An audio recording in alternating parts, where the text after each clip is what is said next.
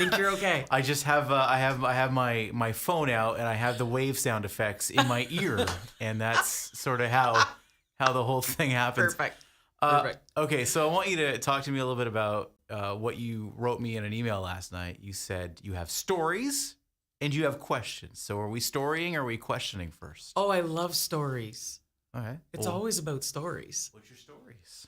Well, there's so many to start with. I haven't seen you in a while, so I will pick up where we left off and kind of bring us up to 2019. How about that? All right. You make it sound like we saw each other back in the 90s. It's been like 3 months, 4 months, 2 months? We go way back, Shiloh, way back. At least 6 months. Way back 6 months. Okay. At least. So you when I left you, you were going to play some shows, and then you were going to work on a video, and then you were going into the studio. So you had all those things in mind. Did you are you like me and have a lot of plans and didn't or did you accomplish anything? No, all the balls are up in the air. I'm just trying to keep them going.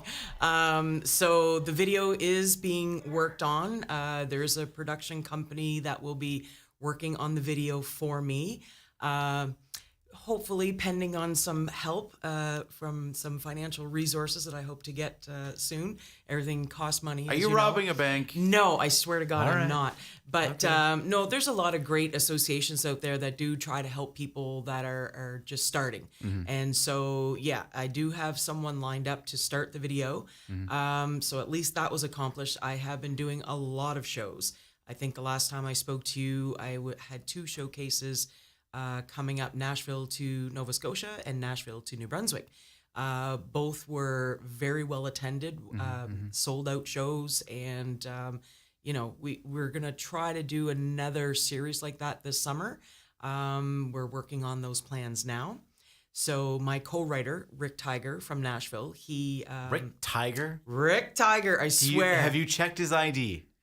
Seriously, that is his name. That's cool. He has a connection to the Maritimes.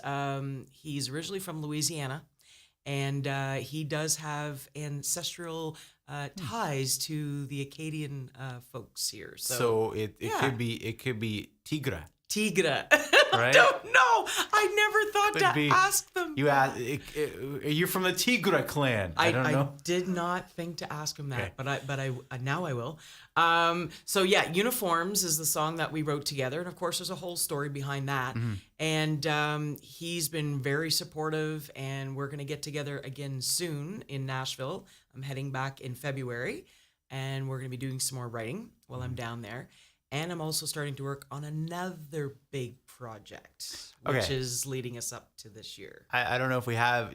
Can we play a little of Uniforms? This is still the current single that you're working on that people can get on iTunes and Apple Music and. Yes, this is actually the song that the video will be forthcoming this year if all goes well. He climbs a ladder to burning building.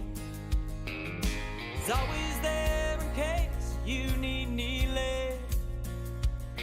They all sign up just because they're willing, not knowing what's next.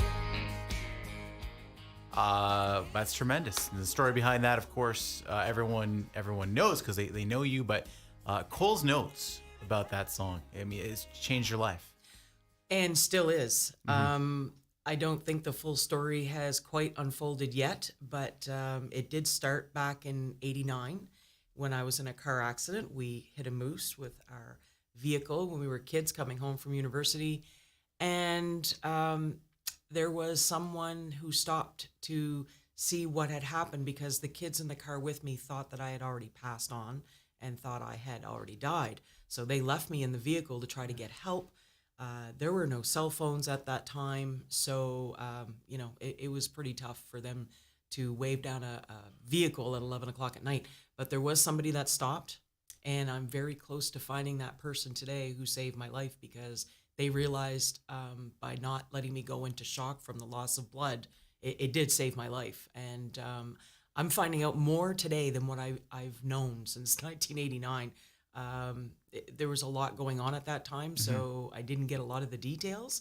But You're getting close? I'm very close, like family members, and yes, have been found of this person. So I'm very how close. I knew that it was going to happen is last time we met, you knew more about me than you did your homework about me. I sure did. Like, you knew where I went to school. You knew what I had for breakfast 4 days ago. I knew you were a good hugger. Yeah. I've yet to experience it, but next time. Maybe next time. I'll come in for the kill the next time. But you're close, and that's going to be such a great story. You're doing New Brunswick Country Showcase this weekend. That's why you're in the area. I am. Yes, I'm on my way to Fredericton. I wanted to make a stop and say hello on my way through, and there's a number of artists that'll be featured that night. But it's a Legends show, so they've asked us to pick a couple of songs that. Which inspired us. What are you doing? Which can you give me? I don't know if you can tell it. Maybe this is gonna be a surprise. I sure will, because I believe it's listed on. They've done a video and they put a little clip of the song and the person doing it and the star that made it famous, and then who's doing it that night. So my first song is going to be Folsom Prison Blues. I will be dressed all in black. What? Just to pay homage to. The man himself in black, so I'll be doing Folsom Prison. Give me your best Johnny Cash impression with no guitar and no planning. I almost sound like Elvis when I do it. What? It's Elvis Cash. It's Elvis Cash. Hello, my name's Johnny Cash. Thank you very much. I have a little bit lower voice than some females, so I will get away with that one. Yeah. But I put a few little twists into that song, so I hope people enjoy it.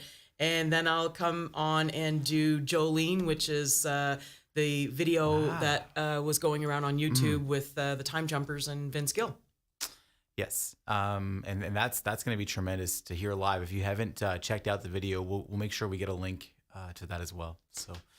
Okay, so I don't know if you know this. I actually had my time with the New Brunswick Country Showcase. I was on it one time. I did not know that. And then they realized that I am not a very good reader. They had a huge script for me to do, and it was like a whole night thing, and I was going to be the MC. And I realized pretty quick that, man, I'm not a great reader when I'm on the stage. So I was kind of making stuff up, and I think I made them miss their cues. But I had a great time. And I'm sure people loved it. Sometimes doing it off the cuff is just better than scripted, Kind of how I get through my life. Off the cuff.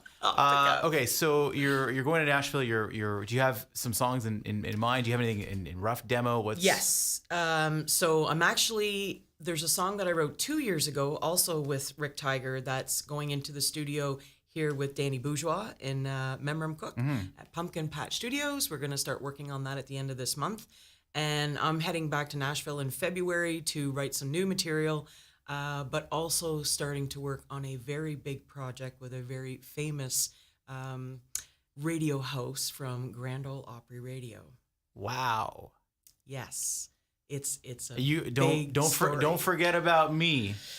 I'm so excited. Like, of course I won't forget about you guys. Are you kidding me? Is it really because he's a better hugger? You can, Well, she is an awesome hugger.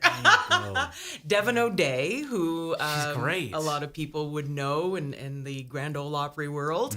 Her and I are working on a project together, and we're going to be doing some writing together, and she's also helping me put together a book. A lot of people may not know this, but she's an author as well. And has put out a few books herself, and she's offered to help me put my own book together, and she's going to be writing the foreword to the book. So we are going to start working on this project together in February. Well, you have a lot of things going on in February. You picked the shortest month of the year to get a lot accomplished. I know.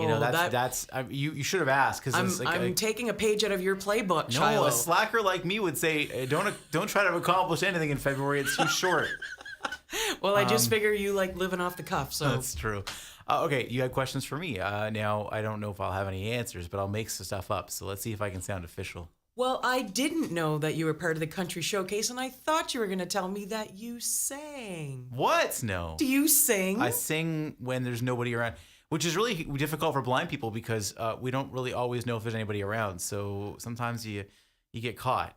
And have you been caught? Oh, yeah. Okay, perfect. Oh, yeah. So what I'll would be belting stuff out, and then, you don't sound too bad. What? Is there somebody here? Oh, dear. But at least Hopefully- all I was doing was singing. Hopefully it not could have in been the shower. Yeah, maybe. Anyway, so yeah, you had what do you want to know? Well, I want to know what it is that you like to sing. What's your favorite genre, and what do you love to sing? Wow. Yeah. I like to sing a little bit of everything. First time I ever remember singing on stage was back when I was 8 or 9, maybe. Were you by yourself? No, I or- did a duet with a neighbor down the road. Oh, And we thought we were great because somebody, probably one of our family members, gave us $20 each to do this little talent show, and we sang Highway 101. And I wish I could remember the song, but wow. This is a little bit serendipitous. I actually saw Highway 101, the ladies in the flesh at the Scoreboard in Nashville. My last trip that I was down there, they were on stage Wow. with people that have played with Ricky Skaggs and Randy Travis and just some phenomenal musicians, and they were there too. And it was free. Like, you just walked in That's crazy. and saw these people play. That's crazy. I mean, it's just amazing. Every time I go there, I absolutely love it. So Highway 101 was one of your faves. I think it was one of her favorites, and I just was like, yeah, because she was doing most of the singing, and I was probably just standing there trying to pretend to look good or something. I was 9, but I didn't catch that it was a female that you were singing with. oh yeah, A duet with a young girl. yeah, How sweet. isn't that cute?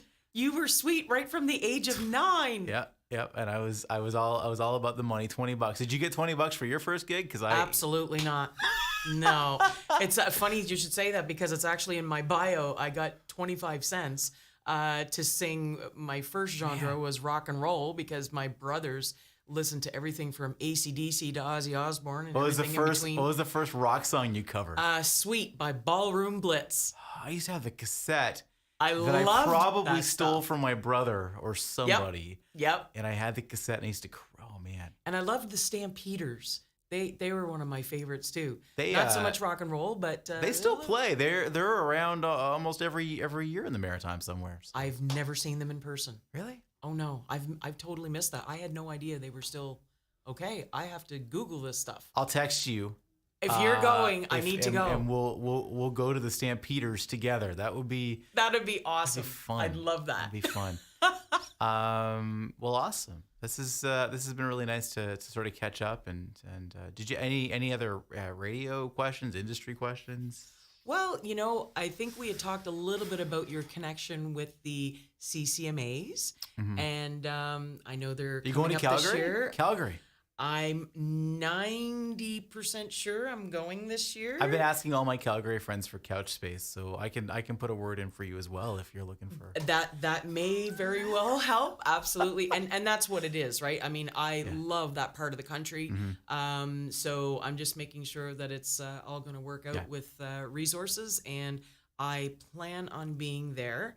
And I'm waiting for the applications and all that kind of stuff to hopefully get some kind of a showcase or something that we can play a few tunes. Be nice to see you. I've been a few times. I can go through some CCMA survival tips.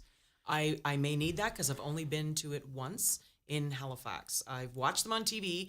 I've seen a lot of the stuff, but I've never actually attended in person except when it went to Halifax. So I have to go. I really have to go.